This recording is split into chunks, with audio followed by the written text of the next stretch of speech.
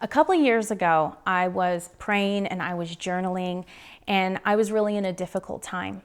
And I felt like God was speaking to me in my heart. And I started writing these words down that I was hearing. And by the time I was done, it compiled this beautiful letter. And I've read it over and over the years, and it's really given me encouragement, and it's let me know that I'm not alone in any situation. And I realized this letter wasn't just for me, but it was for all women. And my husband and I wrote a book called How to Find Your Soulmate Without Losing Your Soul. And I put this letter to share with all women in the back, and I'd like to read it to you today. Why do you always seek man's approval? Why are you always wondering, do I look pretty enough? Do I sound smart enough? With the shadow of insecurity hovering above you, you're always trying to keep others interested. Meanwhile, you give yourself away, ignoring your gut. Don't be controlled by the amount of attention and approval that you receive. Stop being ashamed of yourself. Your worth can't come from who you're with, what you wear, or what others think of you. Are you scared to admit your own self-worth? Do you keep your true beauty, gifts, and talents so locked away and hidden from the world that you can't truly see how amazing you are?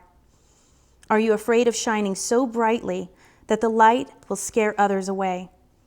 Do not shy from who you are because you fear abandonment or negative opinions of others. You take scraps from the world, but I have given you everything you need deep within you. Everyone's light is different, and some brighter than others. But do not be scared of your own light, for it was put in you so that others who are blinded by their own darkness could see your light. Why are you sad and scared? Why do you belittle yourself and dim your own light? Your light was made to shine, and that is its purpose. Your self-worth is within you and has been given to you for a purpose. Your beauty, God's beauty, was given for a great reason as well. The darkness has tried to extinguish this beauty within, but it cannot. It will not be put out. At times you allow your insecurities to overpower you and your thoughts run wild. But with Jesus' love, you can control any vice, wickedness, or evil weapon that comes against you. It's time to rise up, unafraid of who you are. Embrace it. Do not lower yourself and hide, because the power of my love and grace will always be there to catch you and show you the way. I will catch you, but will you let me?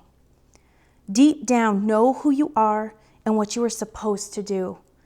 Stop lowering to the world and start rising to heaven. Even though it might seem so far away, it truly is all around you. Heaven is watching, praying, and cheering you on. You have a whole army of angels and saints wanting you to succeed in your battle, but the biggest battle of all will be with yourself. Know who you are and what you are not. You are a beloved daughter of Jesus, He who is God. No one can replicate you, and God has a specific calling on your life. And this right now is an invitation to go deeper than what your mundane life, to go deeper than what you're doing in your everyday life. God is calling you for greatness and to do something great for the kingdom of God.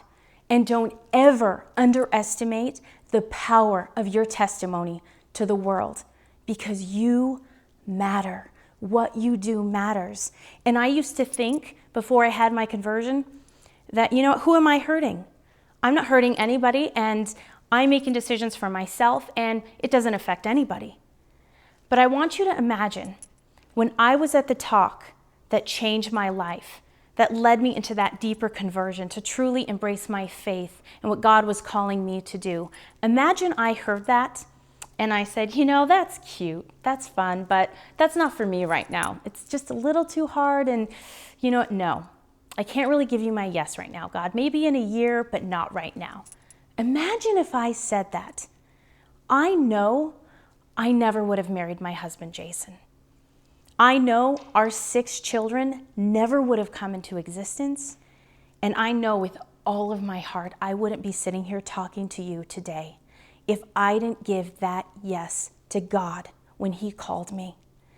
And right here, right now, God is calling you to something deeper and to do something great with your life, and you have the capability. It doesn't matter what's going on, what situation you're in. God is bigger and he can do anything, but you have to give him permission to do so and let him. And my favorite quote from a saint is from Saint Therese of Lisieux, and she said, God does not inspire us to do what cannot be done. Don't underestimate the power of God, and don't underestimate the power that your testimony can do for someone in the world, in your family, in your community. Just walking even down the street, you never know how you can affect someone or change their life.